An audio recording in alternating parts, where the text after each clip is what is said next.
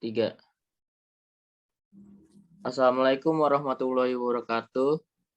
Kami dari kelompok 16 ingin mempresentasikan dari diskusi kelompok kami tentang gas cooled reactor atau yang disingkat GCR. Kelompok kami terdiri dari Bang Tri Yulianto Nugroho, lalu ada Anderson Minamata Sembiring, saya Akil Siraj El Said Adam, lalu ada Abdul Majid Albana.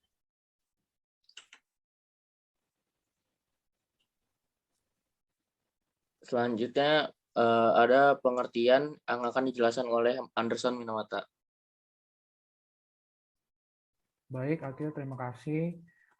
Yang pertama yaitu definisi dari GCR, reaktor berpendingin gas atau gas cooled reactor atau disingkat GCR. Adalah reaktor yang menggunakan grafit sebagai moderator neutron dan gas karbon dioksida atau helium sebagai pendingin. Meskipun ada banyak jenis reaktor lain yang didinginkan oleh gas, istilah GCR dan pada tingkat yang lebih rendah, reaktor berpendingin gas secara khusus digunakan untuk merujuk pada jenis reaktor ini.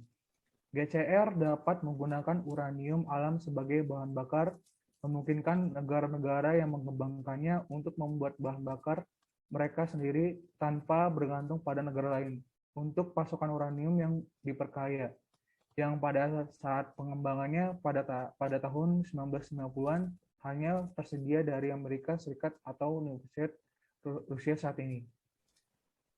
Selanjutnya.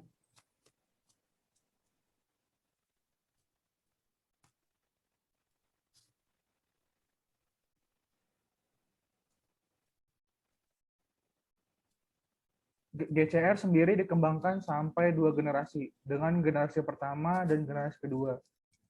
Generasi pertama terbagi menjadi 2 tipe, Magnus reaktor yang dikembangkan oleh Inggris dan WNGG reaktor yang dikembangkan oleh Prancis. Magnus adalah jenis reaktor daya atau produksi nuklir yang dirancang untuk berjalan pada uranium alam dengan grafit sebagai moderator dan gas karbon dioksida sebagai pendingin pertukaran panas. Ini termasuk dalam kelas reaktor berpendingin gas yang lebih luas. Namanya berasal dari paduan magnesium aluminium yang digunakan untuk membungkus batang bahan bakar di dalam reaktor. Seperti kebanyakan reaktor nuklir generasi pertama lainnya, Magnus dirancang dengan tujuan ganda untuk menghasilkan tenaga listrik dan plutonium 239 untuk program senjata nuklir yang baru lahir di Inggris. Nama ini merujuk secara khusus pada desain Inggris, tetapi kadang-kadang digunakan secara umum untuk merujuk pada reaktor serupa. Stasiun Magnus pertama, Caldera Hall, mulai beroperasi pada tahun 1956 dan selama 15 tahun berikutnya 10 stasiun tambahan yang terdiri dari 22 unit reaktor mulai beroperasi. 20 reaktor dari jumlah total 26 unit reaktor masih beroperasi hingga hari ini setelah 30 tahun beroperasi. Selanjutnya, UNGG, Uranium Natural Graphite Gas, adalah desain reaktor tenaga nuklir usang yang dikembangkan di Prancis. Reaktor ini dimoderasi grafit didinginkan oleh karbon dioksida dan berbahan bakar logam uranium alami. Generasi pertama pembangkit listrik tenaga nuklir Perancis adalah UNGG, seperti halnya Vandels Unit 1 di Spanyol. Dari 10 unit yang dibangun, semuanya ditutup pada akhir 1994, mewakili gabungan daya listrik bersih sebesar 2.375 MW dan total sejarah operasional selama 163 tahun. Sebagian besar karena alasan ekonomi karena biaya staf. Bahan kelongsong bahan bakar adalah paduan magnesium zirconium dalam UNGG. Berbeda dengan magnesium aluminium dalam Magnus, karena kedua kelongsong berisi dengan air. Keduanya hanya dapat disimpan dalam kolam bahan bakar bekas untuk waktu yang singkat, sehingga pemeriksaan ulang bahan bakar dalam jangka pendek menjadi sangat penting dan membutuhkan fasilitas yang sangat terlindung untuk saat ini. Selanjutnya, Untuk generasi kedua dari GCR, Advanced Gas Cooled Reactor atau disingkat AGR. Advanced Gas Cooled Reactor adalah reaktor nuklir yang dirancang dan dioperasikan di Inggris. Ini adalah generasi kedua reaktor berpendingin gas Inggris, memanfaatkan grafit sebagai moderator neutron dan CO2 sebagai pendingin. Sejak tahun 1980-an, reaktor ini telah menjadi tulang punggung armada pembangkit listrik tenaga nuklir Inggris. Prototipe AGR diperhatikan pada tahun 1962 di Wenscol.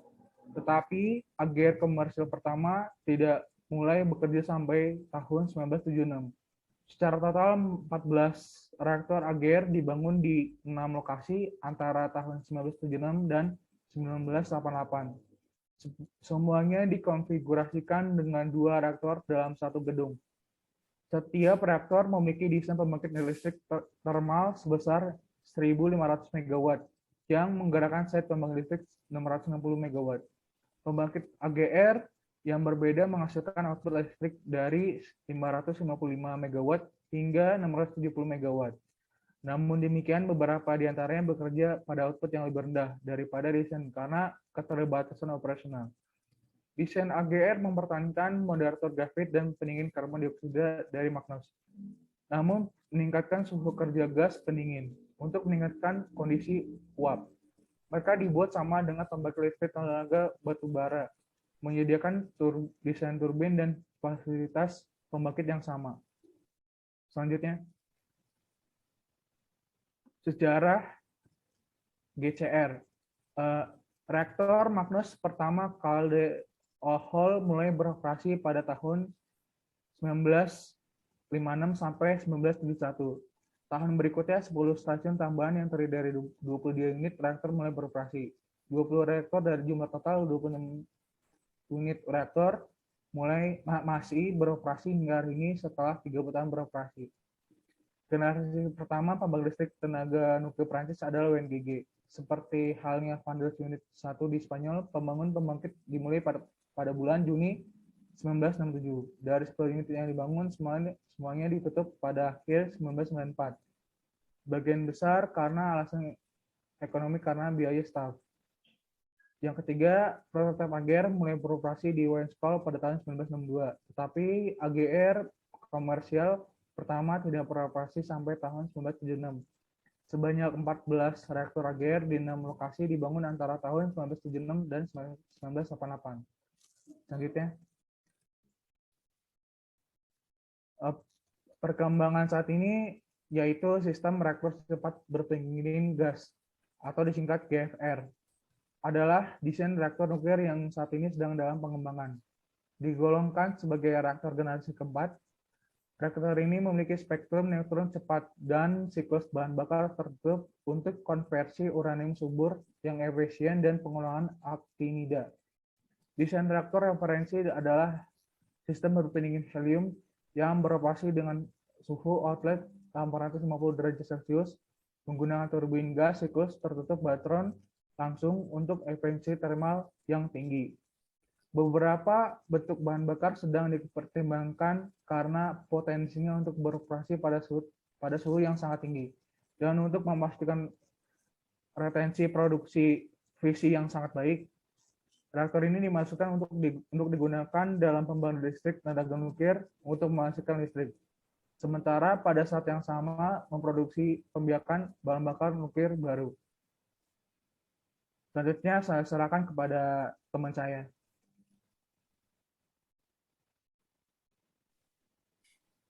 Berikut ini adalah data perbandingan spesifikasi umum antara GCR yang generasi pertama dan juga generasi kedua, di mana untuk generasi pertama ini adalah Magnox dan UNGG atau GCR.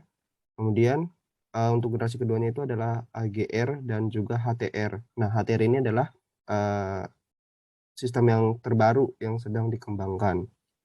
Oke, mungkin bisa next.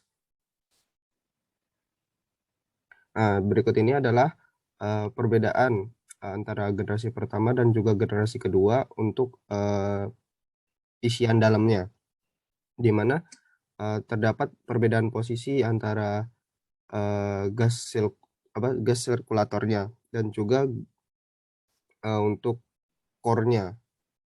Oke, mungkin bisa next. Nah, untuk sistem kerja Magnox ini sendiri adalah dia ini menggunakan batangan uranium untuk digunakan menjadi bahan bakarnya. Dan juga batang uranium ini nantinya itu akan dimasukkan ke dalam saluran yang ada pada di tumpukan grafit besar, tempat di mana karbon dioksidanya itu akan disebar di bawah tekanan. Nah, karena generasi Magnox ini generasi pertama, maka reaktor ini tuh dibangun menggunakan teknologi yang konvensional. Jadi dia tuh membutuhkan pembangkit yang cukup besar untuk bisa ningkatin daya yang besar. Tapi kelemahannya ya dia membutuhkan biaya modal yang cukup tinggi. Nah, dan juga reaktor Magnox ini tuh dia mempunyai daya spesifik reaktor yang rendah. Jadi dia tuh membutuhkan core yang sangat besar, di mana core-nya itu eh, posisinya itu adalah terbungkus di dalam vessel yang berisi coolant circuit dan juga heat exchanger. Vesselnya itu berstruktur beton pre-stressed, di mana ukurannya itu adalah sekitar diameternya 33 meter dan tingginya itu sekitar 48 meter. Dan bagian dalam vesselnya itu dilapisi dengan baja setebal 25 mm dengan kegunaan untuk mencegah kebocoran CO2 di bawah tekanan 29 bar. Dan juga elemen bahan bakarnya ini akan diganti pada kecepatan sekitar 2-3 saluran per hari dan membutuhkan penggunaan sistem yang penanganannya itu cukup canggih. Nah, nanti elemen bahan bakar yang digunakan ini akan dikembangkan dari waktu ke waktu. Dan juga reaktor Magnox ini itu membutuhkan pemantauan integritas pada cladding. Nah, sistem pemantauannya ini tuh nanti dia bekerja dengan cara mencegah pengoperasian reaktor jika ada cladding yang rusak. Dan hal tersebut itu dapat dilakukan untuk menghindari oksidasi uranium logam dari CO2 untuk menjaga gas coolant-nya itu tetap sebersih mungkin. Nah, terus juga masalah utama dari reaktor ini adalah adanya korosi pada komponen struktural dengan melalui filter yang menjebak aerosol dan radioaktiviodida yang nantinya dia tuh mengoksidasi radikal yang dihasilkan oleh radiolisis dari gas karbon dioksida. Nah, tingkat daya reaktor Magnox ini harus dikurangi sedikit untuk meminimalkan efek korosi ini. Nah, kemudian bisa next. Nah, untuk sistem AGR ini, dia ini adalah perbaikan dari sistem Magnox. Nah, reaktor ini itu dia digerakkan oleh grafit yang nantinya akan didinginkan oleh karbon dioksida yang bertekanan.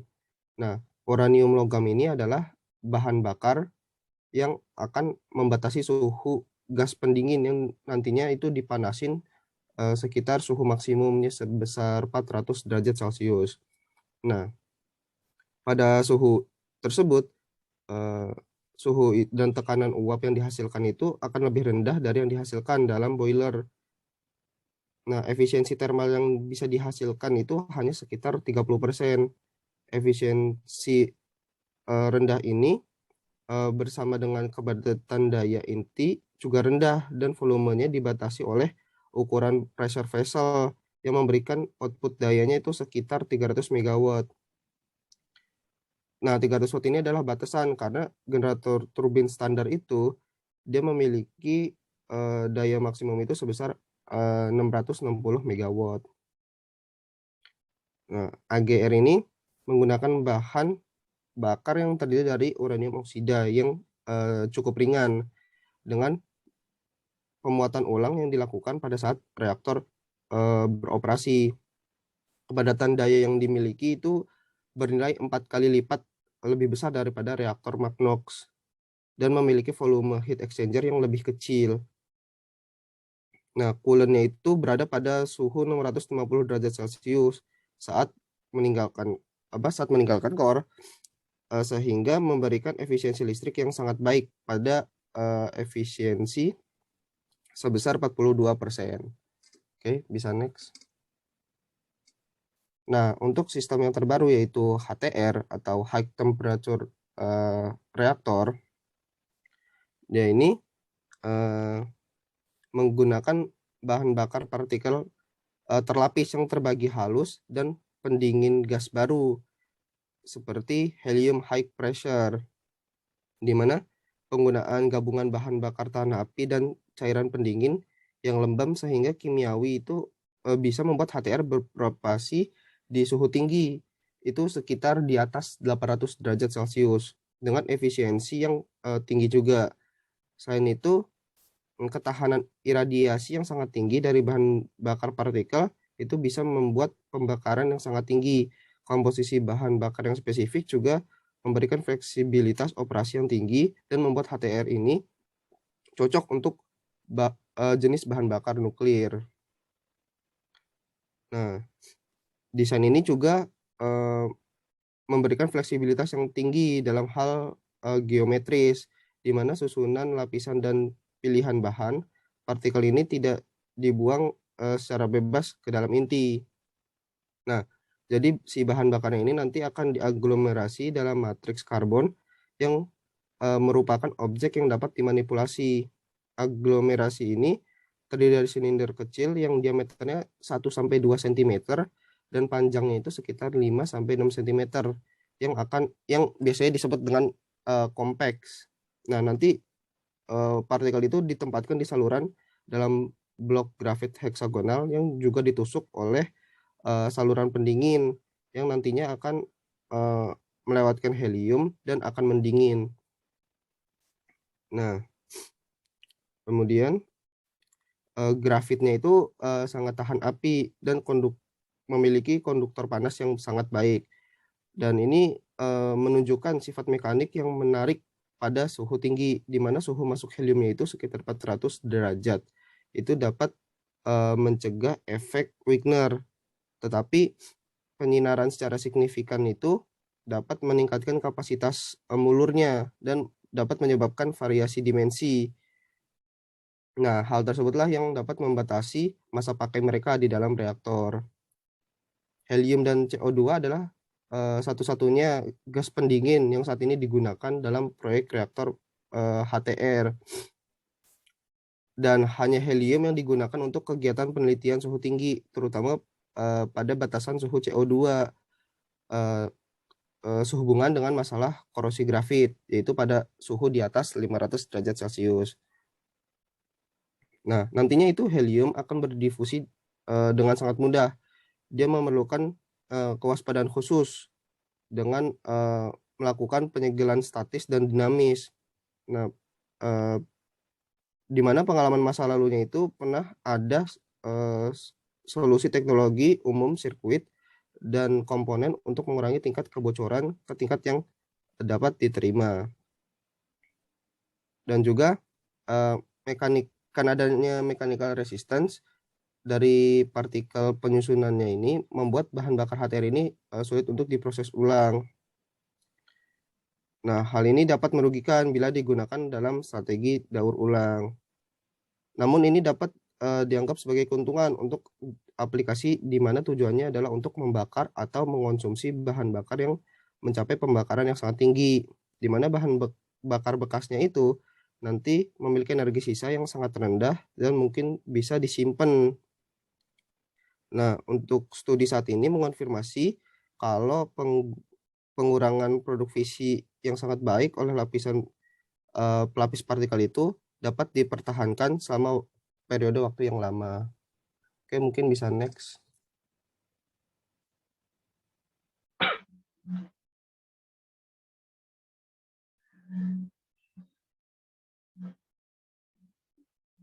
Ya, selanjutnya ini gue langsung ngomong kan ya? Iya. Selanjutnya pada jenis full GCR, pengolahan dan proliferasi limbah radioaktif berumur panjang, tujuan resistensi yang ditentukan untuk GCR memberlakukan berbagai persyaratan pada siklus bahan bakar terkait. Jumlah atom berat per unit volume yang terdiri yang tersedia untuk bahan bakar dan penghalang penahan harus setinggi mungkin untuk mencapai teras reaktor yang kompetitif secara ekonomi. Fraksi pembakaran 10 hingga 15% harus dicapai untuk memastikan penghematan siklus bakar. Bahan bakar harus mengandung 15 hingga 25% plutonium, sekitar 80% uranium, dan 2-5% aktinida minor untuk memastikan pembangkitan listrik PU dan isogenerasi serta transmutasi aktinida minor yang berumur panjang.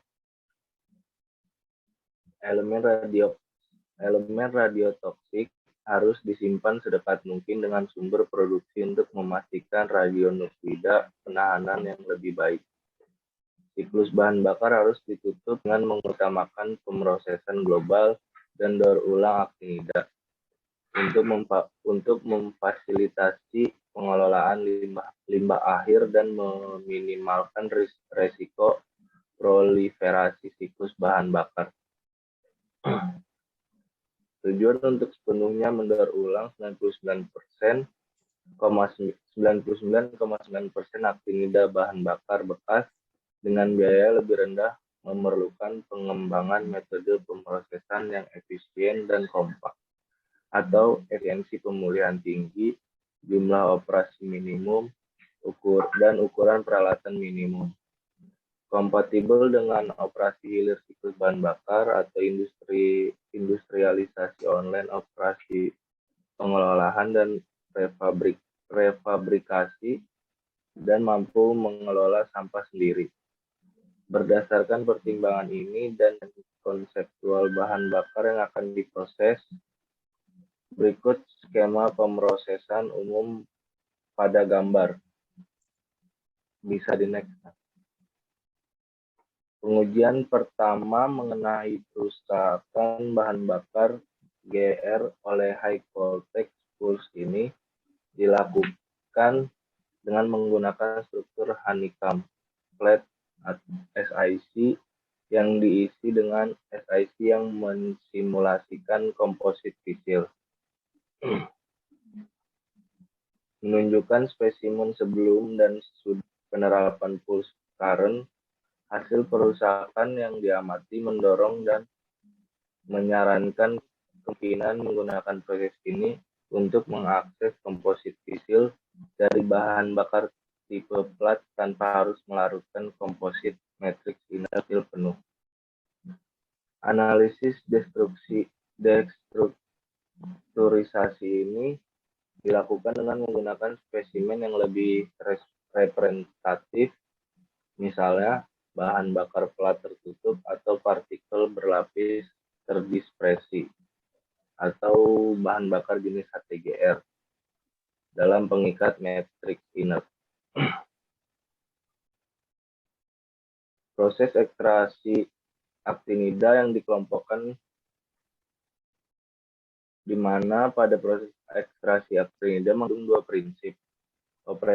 Yaitu operating experience feedback dari tahun 1960-an dan 70-an tentang pembubaran nitrat karbida aktinida, serta kesesuaian cairan-cairan teknologi ekstrusi untuk aplikasi nuklir. Proses ini terdiri dari langkah-langkah pemisahan uranium awa, diikuti oleh ekstraksi kelompok transuranian dan sisanium dari rafinat. Dua metode yang mungkin untuk mencapai ini langkah pemisahan saat ini sedang dikembangkan ialah: satu, adaptasi dari proses lanjutan yang ada untuk menggunakan aktinida minor. Yang kedua, pengembangan molekul ekstraktan baru. Ya, cukup sekian. Selanjutnya untuk bagian diskusi, ada kelebihan dan kekurangan dari GCR. Untuk pertama yaitu ada kelebihan, dan kelebihan yang pertama adalah bahan uranium yang alami. Karena bahan bakar yang menggunakan uranium alami, maka tidak diperlukan fasilitas pengayaan uranium, dan karena karbon juga memiliki cross-section penyerapan neutron yang lebih rendah daripada light water ataupun air ringan. Selanjutnya ada bahan moderator adalah grafit. Grafit dapat diproduksi dengan mudah dan tidak perlu fasilitas khusus pengolahan air berat seperti pada reaktor bermoderator air berat. Selanjutnya ada bahan pendingin gas karbon dioksida yang sangat mudah diproduksi. Selanjutnya ada bahan pelongsong magnos atau fuel rod-nya, yaitu mudah diproduksi sama seperti halnya stainless steel. Magnos sendiri itu adalah dari gabungan perpaduan dari magnesium dan aluminium. Selanjutnya ada reaktivitas berlebih yang rendah. Kerapatan daya rendah dan kapasitas panas grafit yang tinggi, hal ini membuat tingkat keselamatan GCR menjadi tinggi. Selanjutnya tidak adanya koefisien reaktivitas yang kosong karena pendingin adalah gas pada suhu kamar dan tetap berbentuk gas pada suhu operasi. Selanjutnya, suhu outlet pendingin yang tinggi dapat dicapai sehingga dapat meningkatkan efisiensi Carnot. Lalu, reaktor Magnox dirancang untuk penggunaan ganda yang menghasilkan tenaga dan senjata plutonium. Kemudian, pada saat ini hanya menghasilkan reaktor plutonium saja. Selanjutnya itu bahaya ledakan hidrogen yang lebih rendah karena tidak adanya air. Lalu, ada suhu outlet pendingin yang tinggi memungkinkan penggunaan yang lebih baik untuk proses panas jika diinginkan. Dan keuntungan yang terakhir adalah bahan bakar grafit nuklir lebih murah dibandingkan menggunakan air berat atau heavy water. Lalu untuk kekurangannya, yang pertama ada bahan bakar grafit nuklir lebih mahal daripada light water. Lalu, grafit mudah terbakar dan terpapar suhu tinggi dalam operasi yang menyebabkan kebakaran grafit, skenario kecelakaan yang mungkin terjadi. Lalu terjadinya reaksi Boudreaux antara moderator grafit dan pendingin CO2 dapat menghasilkan karbon monoksida yang eksplosif dan beracun. Selanjutnya adalah kelongsong bahan bakar magnos tidak dapat disimpan dalam waktu lama di kolam bahan bakar bekas sehingga pemrosesan ulang nuklir wajib dilakukan. Lalu yang kelima, bentuk reaktor yang bulky karena densitas energi uranium alami yang lebih rendah dibandingkan dengan bahan bakar yang diperkaya dan efek moderasi karbon yang lebih rendah dibandingkan dengan air. Lalu yang keenam, lebih banyak daya yang dibutuhkan untuk sirkulasi pendingin dibandingkan dengan reaktor berpendingin cairan lainnya. Lalu yang ketujuh, diperlukan pemuatan bahan bakar dalam jumlah besar. Lalu, bahan bakar harus dioperasikan pada suhu yang sangat tinggi. Dan yang terakhir adalah gas memiliki koefisien perpindahan panas yang lebih rendah sehingga membutuhkan pertukaran panas yang besar juga. Lalu selanjutnya adalah pertimbangan desain. Secara historis, reaktor berpendingin gas yang dimoderasi grafit spektrum thermal sebagian besar bersaing dengan reaktor air ringan, yang pada akhirnya kalah bersaing dengan reaktor air ringan setelah melihat beberapa penyebaran di Inggris dan Prancis. Reaktor air berat memiliki beberapa pertimbangan desain yang sama karena keduanya pada prinsipnya mampu menggunakan bahan bakar yang tidak diperkaya, tetapi membutuhkan pengisian bahan bakar yang secara banyak untuk jadi reaktor daya yang layak. Untuk pengimplementasinya, dampak terhadap sumber daya dan lingkungan harus diperhatikan. Karena reaktor GCR ini walaupun aman dari ledakan dan mudah dikendalikan, tetapi daya yang dibutuhkan lebih tinggi daripada daya yang lain yang menyebabkan reaktor ini juga lebih mahal. Ini adalah tabel kontribusinya. Terima kasih. Kurang lebihnya mohon maaf. Wassalamualaikum warahmatullahi wabarakatuh.